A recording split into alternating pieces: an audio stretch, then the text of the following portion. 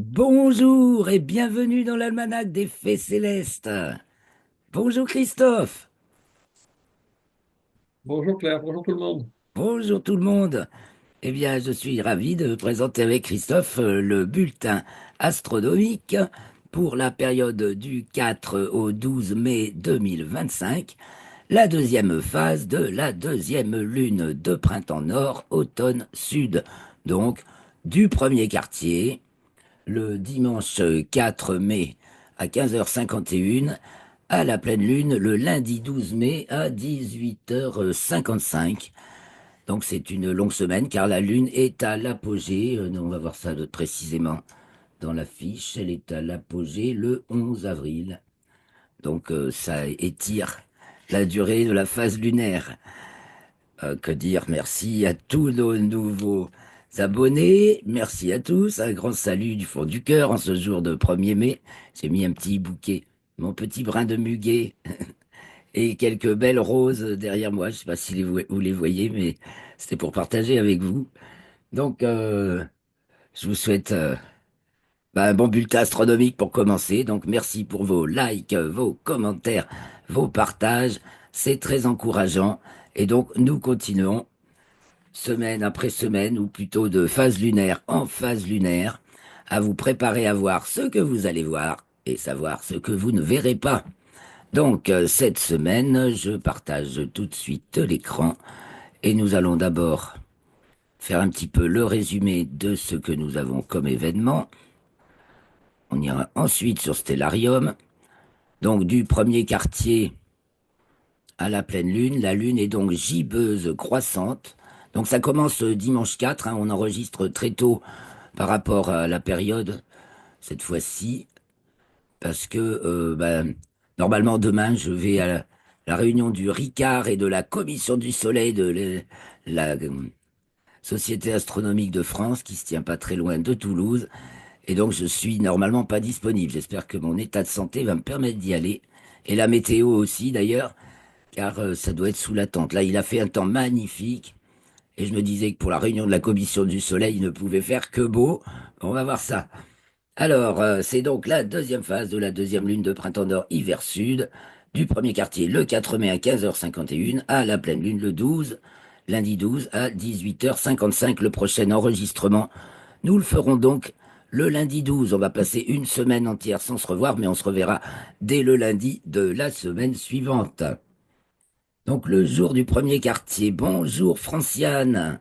Chic, une nouvelle venue. Enchantée de ta présence. Alors on a juste un petit peu commencé. Je suis au début de la lecture de la fiche résumée, cette fiche résumée que vous trouvez à télécharger dans l'article dont le lien est dans la description de la vidéo et que vous pouvez imprimer afin de suivre pas à pas, et vous pouvez l'afficher où vous voulez chez vous pour suivre pas à pas ce qui se passe dans le ciel et dans votre vie, votre environnement, votre univers.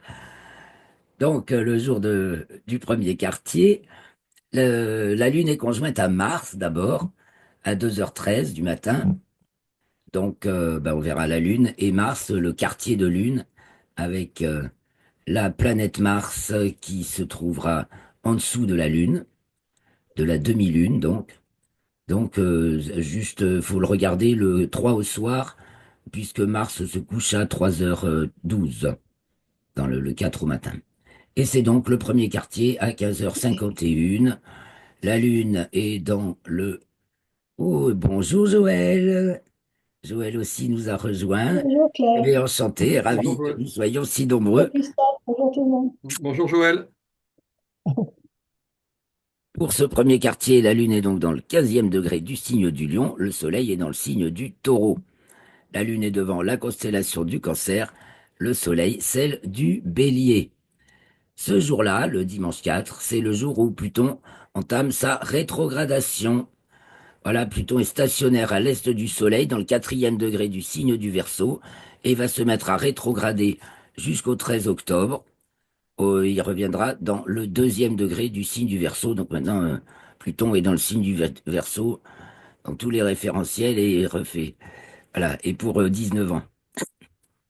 19 ans depuis Ça doit nous mener en 2033, 43, pardon, déjà. Et c'est le 6 mai dans le plan équatorial. Oui, il y a toujours un décalage entre l'événement dans le plan écliptique et l'événement dans le plan équatorial. En héliocentrique, il n'y a pas de rétrogradation. Donc là, pour ça, il n'y a que deux événements à considérer. Lundi 5, la Lune entre dans le signe de la Vierge et donc elle est conjointe à l'étoile Régulus. Voilà ce qu'on va voir cette semaine. Le lendemain du premier quartier, on va voir la Lune conjointe à l'étoile Régulus du Lion qui se trouvera en dessous de la grosse demi-lune, donc gibbeuse croissante, puisque Régulus marque de nos jours le premier degré du signe de la Vierge en raison de la précession des équinoxes. C'est pour 72 ans à peu près. Enfin, oui, 72 ans, ça fait quelques années que c'est commencé. Dame Nod, je branche mon ordi, j'ai oublié.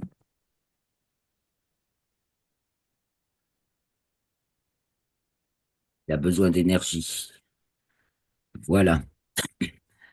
Nous sautons directement au mercredi 7, où Mercure atteint sa latitude minimale en héliocentrique, c'est-à-dire 7 degrés en dessous du plan de l'écliptique du point de vue du Soleil, et l'atteinte en géocentrique, parce que comme le point de vue n'est pas le même, ben, on n'a pas forcément exactement la même date, ni la même latitude, justement.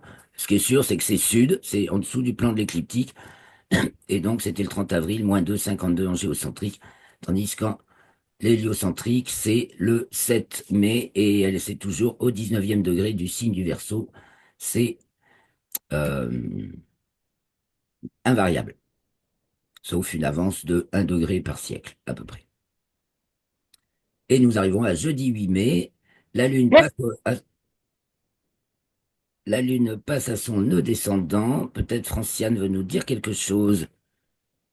Franciane, je t'ai deux fois. Peut-être veux-tu nous dire quelque chose, ou vous êtes deux Franciane, mais ce serait une coïncidence extraordinaire. Bon, je continue. Vous levez la main, vous faites signe hein, si vous voulez dire quelque chose. Sinon, vaut mieux que vous coupiez votre micro hein, si vous prenez pas la parole. Parce que ça peut, des fois, ça fait des interférences. Voilà, merci. Donc, la Lune qui descend en latitude et qui descend en déclinaison, eh bien, passe à son nœud descendant jeudi 8 à 1h44. Il est dans le 27e degré du signe de la Vierge, le nœud descendant, donc le nœud ascendant, 27e Poisson. L'axe des nœuds a un mouvement rétrograde et depuis le mois de janvier en Poisson Vierge. Avant, c'était Bélier Balance. Ensuite, jeudi 8 aussi, à 7h50, elle passe en déclinaison sud, la Lune, et elle est alors dans le 30e degré du signe de la Vierge, ce qui fait que à 9h06, jeudi 8, elle entre dans le signe de la Balance. Le jeudi 8, Vénus passe à son nœud descendant, c'est-à-dire qu'elle passe du nord au sud de l'écliptique, d'en dessus à en dessous. Ça se passe en héliocentrique, c'est le point de la référence, et en géocentrique, il y a un petit décalage aussi de minutes, et, euh, et voilà, c'est tout, que 2 minutes. Et donc, elle passe en déclinaison sud, elle atteindra son minimum le 4 juillet en héliocentrique, qui est 3 degrés 23.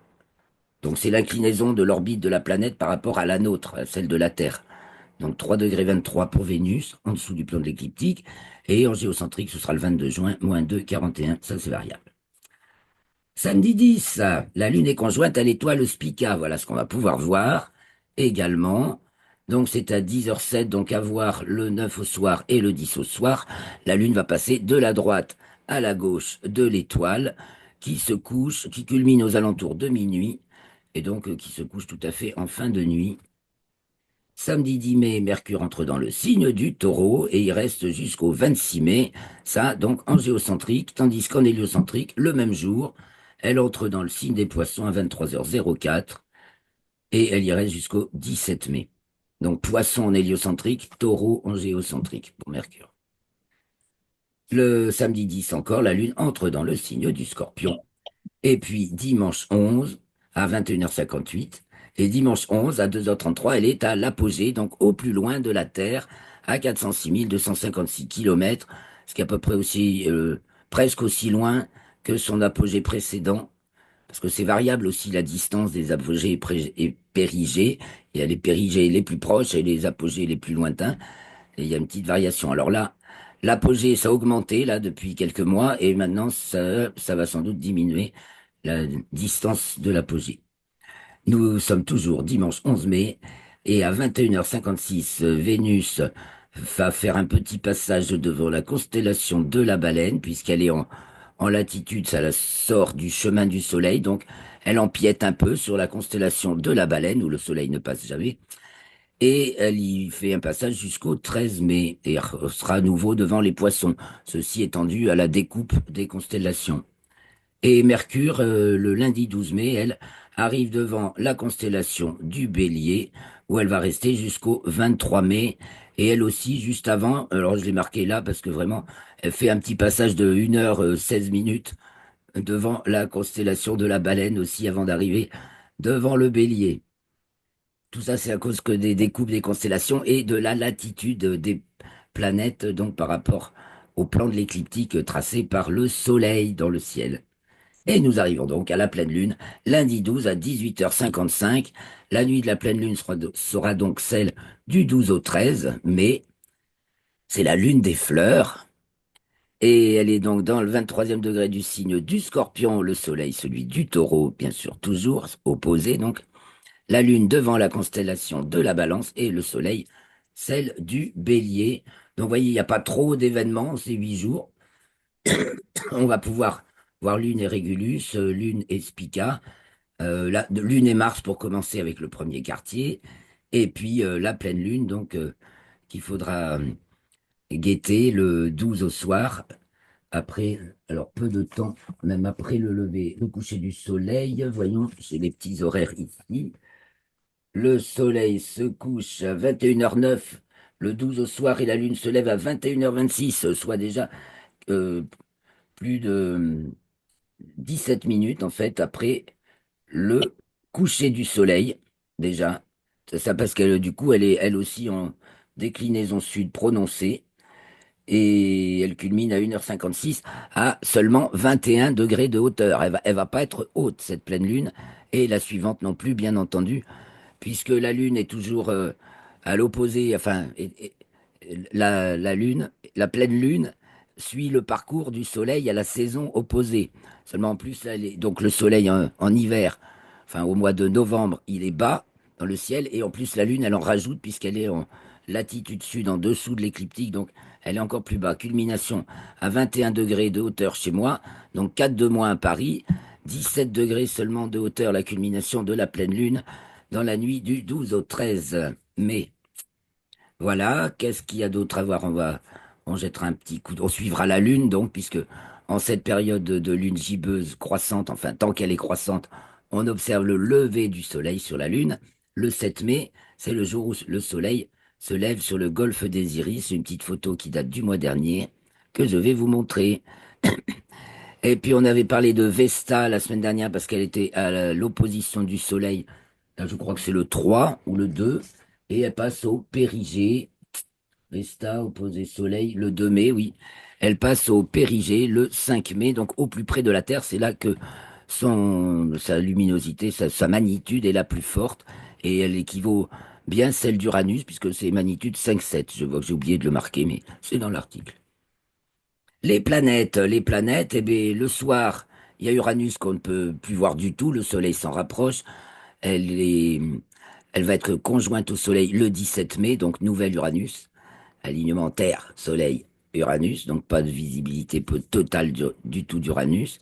Avec plus tard, elle réapparaîtra dans le ciel du matin, mais pour Uranus, il faudra bien au moins 2 mois, 3 mois avant qu'on puisse commencer à voir quelque chose en fin de nuit. Mais par contre, début de nuit, on a Jupiter qui est encore bien haute et qui culmine aux alentours de 0 heure, donc qui avance, qui était conjointe à la Lune le 27 avril, je crois. Il y a une petite photo. Quel jour elle a Lune conjoint Jupiter. Bah, il n'y a pas longtemps. Ah ben non, c'était le 30 avril, je suis bête. Mon anniversaire. Conjointe à Jupiter, le 30 avril, donc c'était très joli d'ailleurs ce premier croissant de lune, mais ça c'était le 29. avec Jupiter pas loin.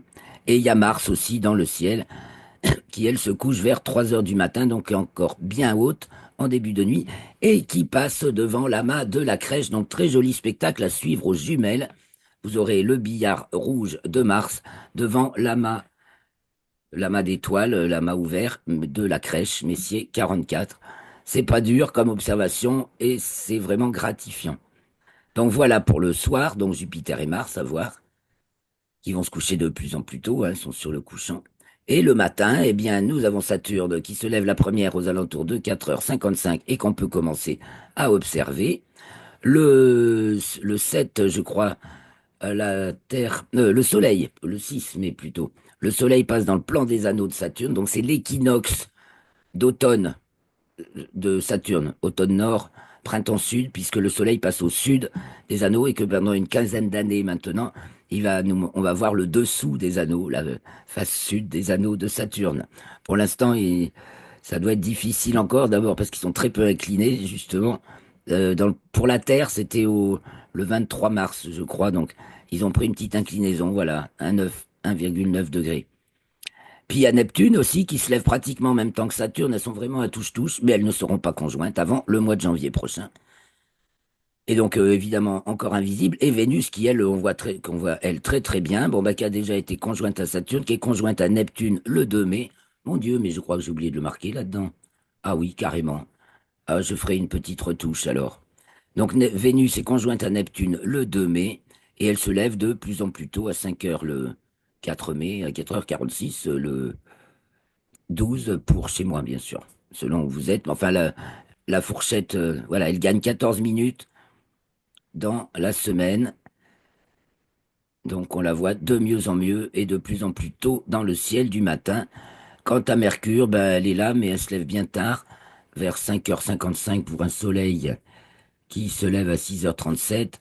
Elle gagne un peu de magnitude, mais elle est invisible. Elle est très bas, justement, parce qu'elle est en latitude sud.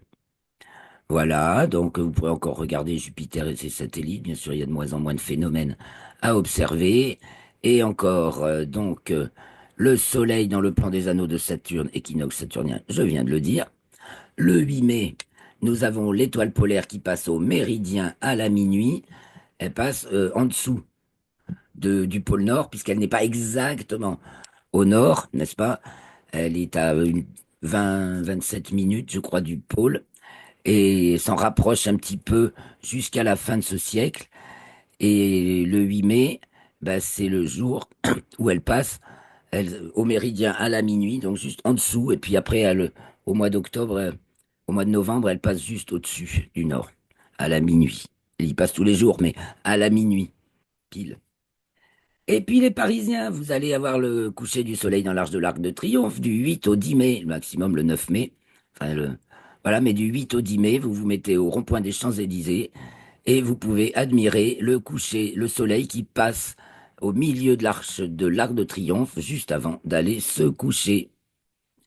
Et puis donc, dans le champ du coronographe Lascaux, c'est 3 Uranus, puisqu'elle va être conjointe au soleil le 17 mai. Donc, elle se trouve dans le champ de ce coronographe où l'on observe les objets qui sont tout près du Soleil en masquant le disque solaire. C'est ça, un coronographe, ça fait comme une éclipse. Et puis nous avons des étoiles filantes.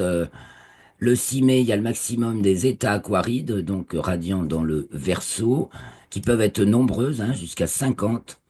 Et puis il y a aussi un autre petit essaim, provenance de la Lyre, qui a son maximum le 10 mai, les états lyrides. Eh bien, nous allons maintenant sur Stellarium pour voir un peu tout ça de près, en direct sur le terrain. Donc, je nous ai mis le 3, mais on va aller le 4, puisqu'on commence le 4.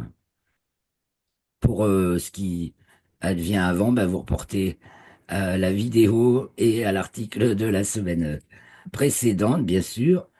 Donc, bah voilà, et là, il est 16h59, le soleil n'est pas couché, hein. Je vais rajouter une minute. Voilà, 19h. 19 heures, le soleil est à l'ouest, mais il est loin de se coucher encore. 20 heures. Et voilà, il se couche à 21 heures pile chez moi, le 4 mai. Et de plus en plus vers le nord-ouest, donc, où il se couchera au moment du solstice de juin, son le jour où il a sa plus grande course dans nos ciels de l'hémisphère nord. Et donc à 45 degrés de latitude nord, il se couche au nord-ouest le jour du solstice d'été. Donc le soleil s'en va, et une heure plus tard, que peut-on voir? Jupiter d'abord. Alors si vous avez un horizon ouest dégagé, vous allez voir Jupiter qui est déjà côté ouest-nord-ouest. À sa droite, Capella qui brille fort, et à sa gauche, Bételgeuse qui brille fort aussi. Et Sirius, en fait, on a presque un alignement de brillance. Capella, Jupiter, bon, ben, ça brille très fort. C'est plus que... ah non, pas plus que Sirius, hein. Sirius brille plus fort que Jupiter, les amis. Magnitude, oh, ou équivalente à peu près. Je vais remettre les magnitudes, j'ai des trous. Mani- euh, Sirius, c'est l'étoile la plus brillante du ciel. Magnitude -1,4. Jupiter, magnitude -1,9. Jupiter brille plus que Sirius néanmoins, mais Sirius se couche déjà. C'est la fin du grand jet de l'hiver. Avec, voyons ici, on n'a même pas tout le monde, donc je suis toujours du côté de l'ouest. Vous voyez, il y a déjà Orion se couche, on n'a plus les mages, on n'a plus Rigel, on a Sirius du grand chien, Procyon du petit chien, Pollux et Castor des Gémeaux, Capella du cocher, et puis il y a Aldébaran qui se couche ici aussi, on ne la voit plus. Jupiter avance blou blou blou blou le long de l'écliptique. Ouais, il est presque dessus. Voilà. Donc elle a un mouvement direct. Jupiter, vous pouvez constater son avance par rapport aux étoiles. Si vous vous tracez une petite ligne, Capella, Bételgeuse, vous pouvez constater l'avance de Jupiter de jour en jour. C'est peut-être un peu minime, mais de semaine en semaine largement. Et puis là-haut, ben, on a notre petite Mars qui brille devant l'amas de la crèche. L'amas de la crèche, qui est donc un amas ouvert, visible à l'œil nu par un ciel sans lune, entre les deux ânes de Hazellus Borealis et Hazellus Australis, de la constellation du Cancer, qui sont très très très discrètes comme étoiles. Et on voit bien, euh, enfin par un très bon ciel, bien sûr, l'amas de la crèche. Et là, on va voir Mars de jour en jour. On peut faire le jour en jour, du 4, le 5, jusqu'au 6, voilà, devant l'amas de la crèche, du 3 au 6. Donc nous nous retrouvons le 6 mai, on avance un peu, toujours à l'ouest, et donc on va avancer un peu plus dans la nuit. Au sud, en début de nuit, donc on aura la lune, puisque c'est encore un peu le moment du premier quartier. Ben là, on est au moment de la conjonction lune-régulus, qui culmine à peu près au début de la nuit, régulus du lion. Donc là, c'est le 6, le 5, je reviens le 5. On va voir la Lune à droite de Régulus, le 5, ah, et pile au-dessus même. À 22 heures, la Lune est pile au-dessus de Régulus, du Lion. Donc le 5, 22 heures, et le lendemain, ben, elle a passé. Voilà, en début de nuit. Donc le Lion culmine et s'en va. Et la Vierge arrive avec ici Spica. Du côté sud-est, on voit bien Spica de la Vierge, Arcturus du Bouvier, le tout dans le prolongement de l'arc formé par la queue de l'ours, la grande ours qui est là. Donc l'arc formé par la queue de l'ours, avec les étoiles Alioth, la plus brillante de la constellation de la grande ours, Mizar et son pote Alcor, visible à l'œil nu, et Alcaïde, la tête du chariot ou la queue de l'ours. Donc vous suivez l'arc formé par ces trois étoiles. Vous arrivez sur Arcturus, enfin les quatre, on part de la charnière, là c'est Mégrèze, la moins brillante du chariot, Mégrèze le merguez, et vous suivez cet arc et vous arrivez sur Arcturus du Bouvier et Spica de la Vierge. Voilà, donc ça c'est ce qui se lève en début de nuit en cette saison. Il y a même Vega qui commence à s'élever, vous voyez, avec les seins des états lyrides qui peut nous produire quelques étoiles filantes. Donc au nord en début de nuit, c'est la grande ours qui est tout là-haut, là-haut, sur le dos, tandis que la petite ours et le dragon gravissent les échelons, ils montent du côté de l'est, donc, ce qui est à droite du nord, ça monte, ce qui est à gauche du nord, ça descend. Et de l'autre côté, donc, descend Capella, qui fait pas partie, enfin, qui fait partie des circumpolaires à Paris, mais pas chez moi, Parce que chez nous, elle se couche un peu, et à Paris, elle rase l'horizon. Parce que l'étoile polaire, qui est ici, est plus haute. La hauteur de l'étoile polaire dans le ciel est égale à la latitude du lieu. Donc, à justement plus ou moins sa petite, son petit écart au point précis du pôle. Puisque je vous ai dit que justement, on va y aller au minuit vrai, du coup, on regarde la nuit tournée.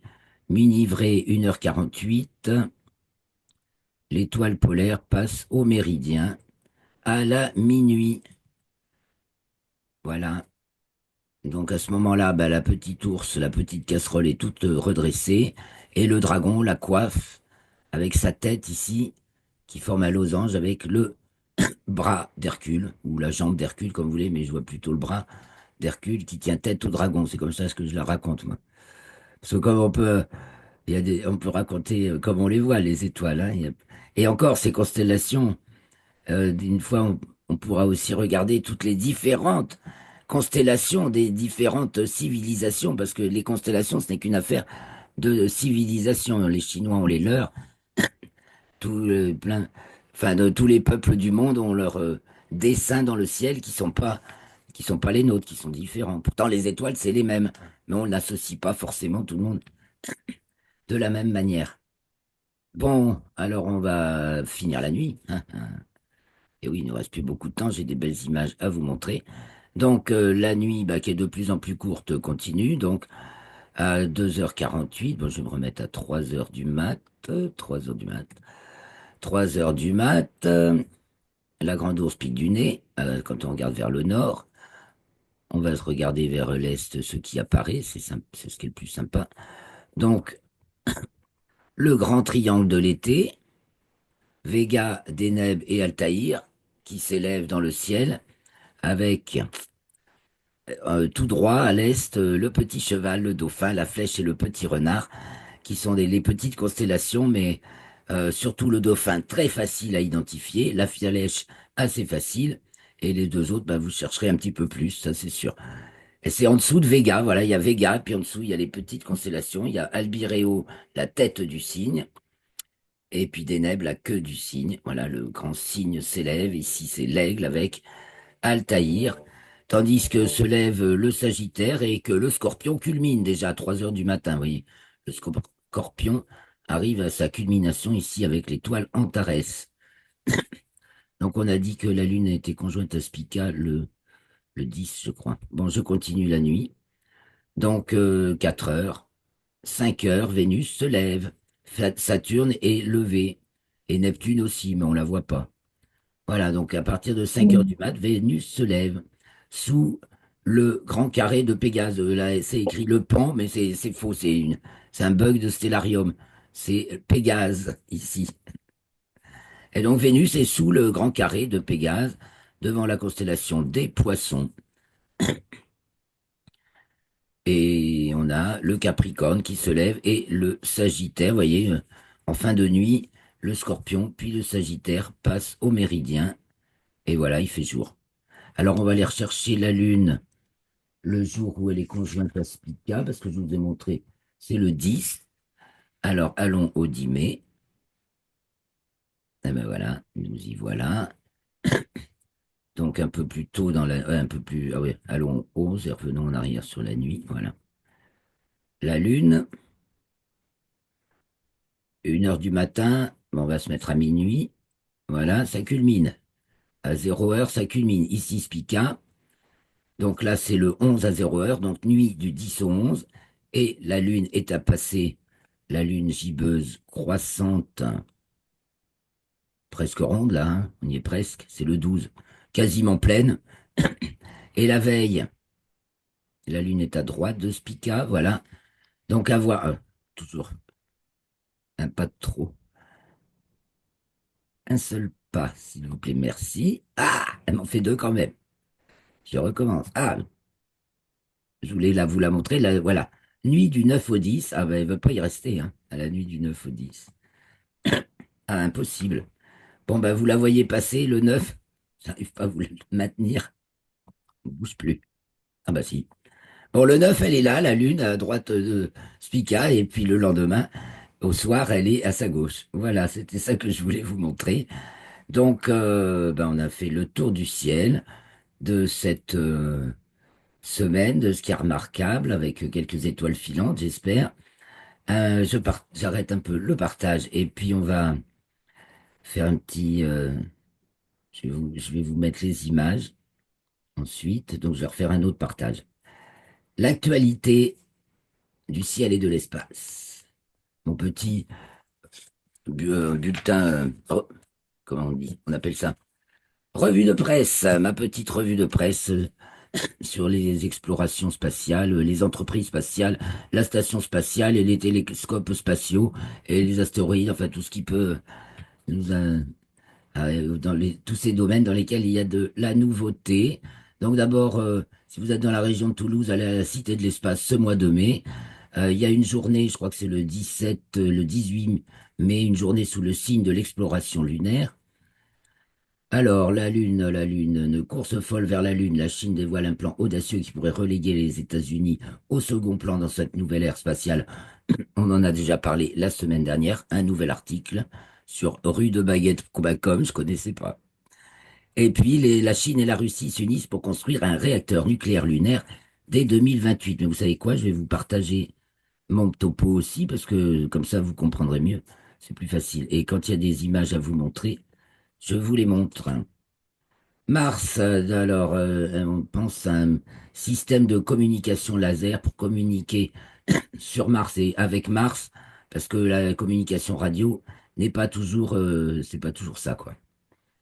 Les entreprises spatiales. Alors, une fusée Atlas V551 de ULA, c'est-à-dire United Launch Alliance, qui regroupe Boeing et Lockheed Martin, a lancé ses premiers satellites pour Amazon, 27 satellites de la constellation Kuiper pour Amazon. Donc, il se met à faire de la concurrence à Elon Musk. Et il n'y a pas que. Il y a une autre entreprise. Alors, je vous montre l'image là. J'ai l'image. Il faut que je revienne là aussi après. Bon, je vous fais les images. Voilà, décollage de cette fusée, donc de Cap Canaveral, si je me souviens bien. Mais quand même, pendant ce temps-là, Starlink a réussi son 250e lancement. Bon, alors, et la concurrence, il va falloir qu'il s'accroche quand même. Elle dispose de plus de 6790 satellites, 750 satellites en orbite. Ceci dit, ben voilà, un record historique vient d'être établi au niveau des lancements spatiaux. Il y en a de plus en plus. Je crois que j'ai effacé un petit truc là. Il y a eu 6 lancements en 18 heures, enfin, depuis 3 continents, parce que tout le monde met le paquet. La Chine aussi, donc, parce que il y a aussi cette nouvelle entreprise qui lance des satellites avec un canon centrifuge. Donc, ça propulse les satellites avec un canon centrifuge en orbite basse. Donc, c'est un nouveau mode de lancement spatial qui serait beaucoup moins polluant. C'est intéressant à regarder ça. Et puis, des recherches sur les types de capteurs tactiles des robots, les avantages et inconvénients à utiliser dans l'espace. Alors, voilà comment progresse la recherche spatiale. Alors, allez aussi à la Cité de l'Espace si vous n'en êtes pas trop loin, car vous pourrez voir une maquette à l'échelle 1, donc grandeur nature, des miroirs du télescope spatial James Webb. Voilà, ben, comme je vais, vous regarderez la suite, il y a une photo de Hubble aussi, je vous envoie sur les photos parce qu'on va bientôt se quitter. Et donc ça, c'est les miroirs de James Webb à la Cité de l'Espace.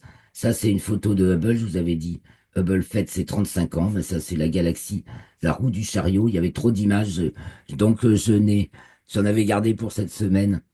Et maintenant, je reviens en arrière, voilà, magnifique photo dans le Kéras, observatoire de Saint-Véran, le pic de Rochebrune, la nébuleuse NGC 7000, donc nébuleuse sombre dans la constellation du Cygne, ici, l'étoile d'Énèbe, donc ça ressort super bien.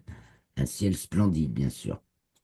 Petite protubérance stellaire par un spécialiste de la photo des comètes, mais là, les comètes, c'est un peu au repos, là, en ce moment, c'est un peu calme. C'est lancé dans le solaire. Très belle photo.